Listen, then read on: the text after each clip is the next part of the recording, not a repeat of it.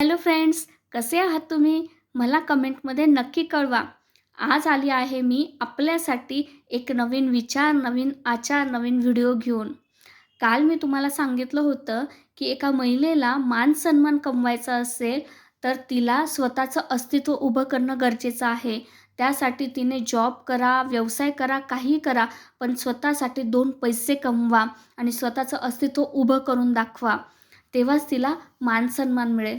पण तुम्हाला एक गोष्ट सांगू, ही गोष्ट फक्त एका महिलेसाठीच नाही लागू पडत, तर एक पुरुषासाठी सुद्धा लागू पडते. का माहिती आहे? कारण आपण ज्या समाजामध्ये राहतो ना आणि जर आपण काही केलं नाही, तर तो समाज आपल्यावर बोट दाखवतो, आपल्याला घालून पाडून बोलतो. पण जेव्हा आपण स्वतः काहीतरी करून दाखवतो, तेव्हा तोच समाज आपल्याला चांगलं बोलत असतो. आणि याचं एक तुम्हाला जिवंत उदाहरण बघायचं असेल, तर अन्नपूर्णी मूव्ही नक्की बघा.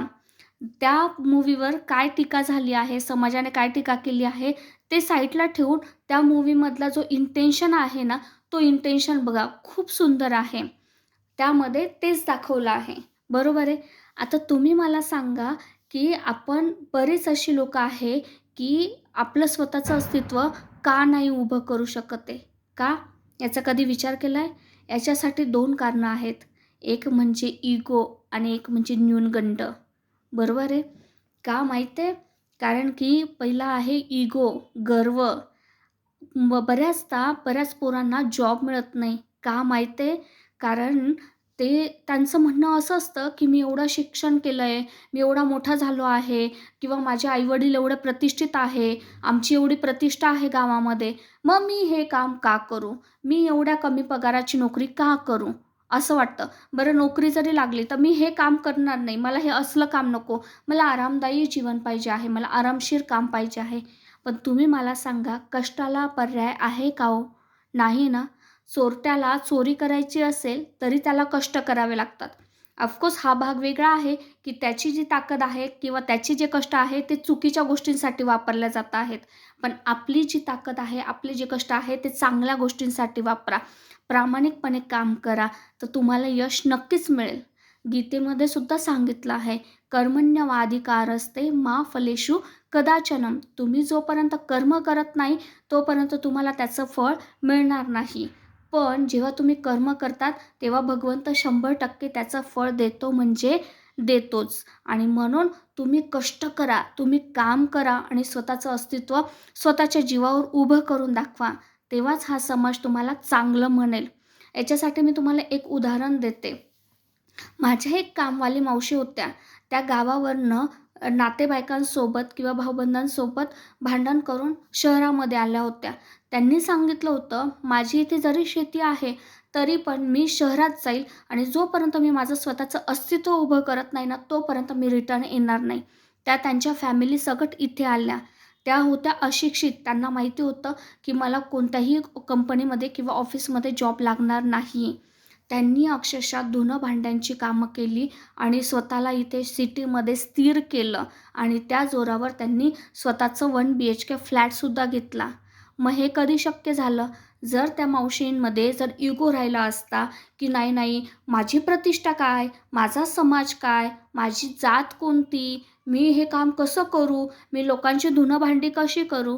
जर ह्या इगोमध्ये त्या जगत राहिल्या असत्या, तर त्यांनी हे स्वतःचं अस्तित्व उभं करू शकल्या असता का हो? नाही ना.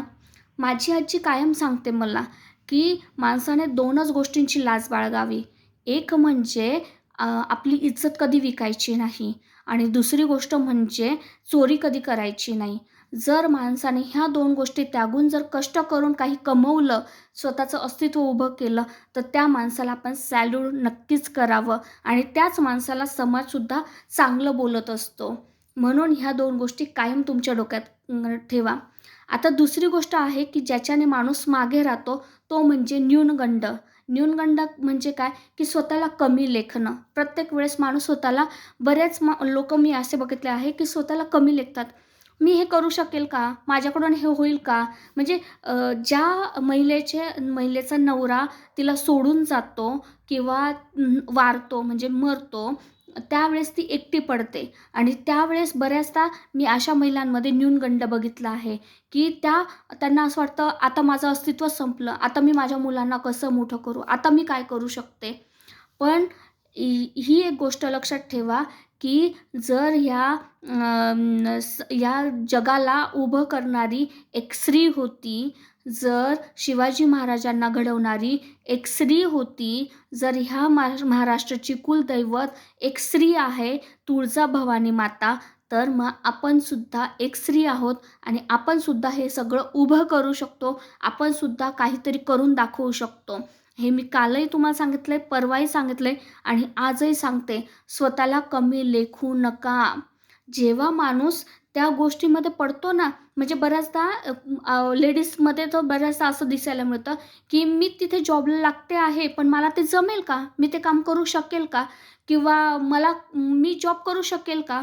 किंवा मी हा बिझनेस करू शकेल का? हा विचार तर सगळ्यात पहिल्यांदा डोक्यात येत असतो. पण तुम्हाला एक गोष्ट सांगते, जेव्हा आपण त्यात पडतो ना, तेव्हा ॲटोमॅटिक आपल्याला पुढे रस्ता सापडत जातो आणि आपल्याला ॲटोमॅटिक त्या गोष्टी कळत जातात. यापूर्वी आपण कधी कोणत्या गोष्टीमध्ये पडलेलोच नसतो. जर आपण जॉबच केलेला नसेल, जर आपण बिझनेसच केलेला नसेल, तर आपल्याला खरंच त्या गोष्टी अवघडच वाटतात. पण जेव्हा पडतो ना त्याच्यामध्ये, म्हणजे आपले आई-वडील म्हणतात, की पाण्यात पडले की ऑटोमॅटिक हातपाय हलवायला सुरुवात होत असते. बरोबर आहे? मग तसंच तुम्ही त्या गोष्टीमध्ये पडा, ती गोष्ट करून बघा. नक्कीच तुम्हाला जमेल. आणि बघा, भगवंतसुद्धा अशा लोकांना कायम साथ देत असतो, की मार्ग दाखवत असतो, की जो प्रयत्न करतो, जो थांबत नाही, सतत चालत राहा. पुढे चालत राहा. काही ना काही करत राहा. नवीन-नवीन गोष्टी शिका. कारण ह्या गोष्टींनी तुमचा न्यूनगंड हा बाजूला हटणार आहे. आता कालच माझ्या एका मैत्रिणीचा फोन आला, की "शीतल, मला जॉबची ऑफर आली आहे, पण यापूर्वी मी 2 मुलांमुळे कधीच बाहेर पडली नाही, तर मी करू शकेल का?" तर तिला हेच उत्तर आहे, की "हो, हे करू शकतेस तू. तू त्यात पड, तू जा. तुला ऑटोमॅटिक सगळ्या गोष्टी समजाल." हो, ऑफकोर्स कोणी हुशार असतं, कोणी थोडंसं मठ्ठ असतं. जो हुशार असतो त्याला पटकन त्या गोष्टी कळतात आणि जो मठ्ठ असतो त्याला थोडा उशिरा कळतात, पण कळतात. हे 100%. म्हणून प्रयत्न करत राहा. प्रयत्नांती परमेश्वर हे आपण म्हणतो ना, मग तीच गोष्ट फक्त म्हणण्यासाठी नाही आहे, तर ती करण्यासाठी सुद्धा आहे. आणि म्हणून मला प्रत्येक या समाजातल्या स्त्री आणि पुरुषाला हेच सांगायचं आहे, की स्वतःचं अस्तित्व उभं करा. स्वतः काहीतरी करून दाखवा.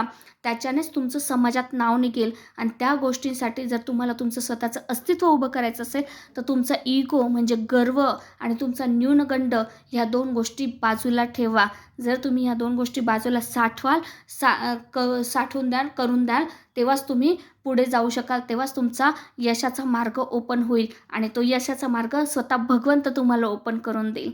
आणि जर तुम्हाला माझी ही गोष्ट पटत असेल, तर प्लीज लाईक करा, सबस्क्राईब करा आणि जास्तीत जास्त लोकांना शेअर करा. अशा लोकांना शेअर करा, की जे लोकं फक्त इगोमध्ये आणि न्यूनगंडामध्ये जगून आपलं जे करिअर आहे ते बरबाद करून घेऊ राहिले. Thank you so much.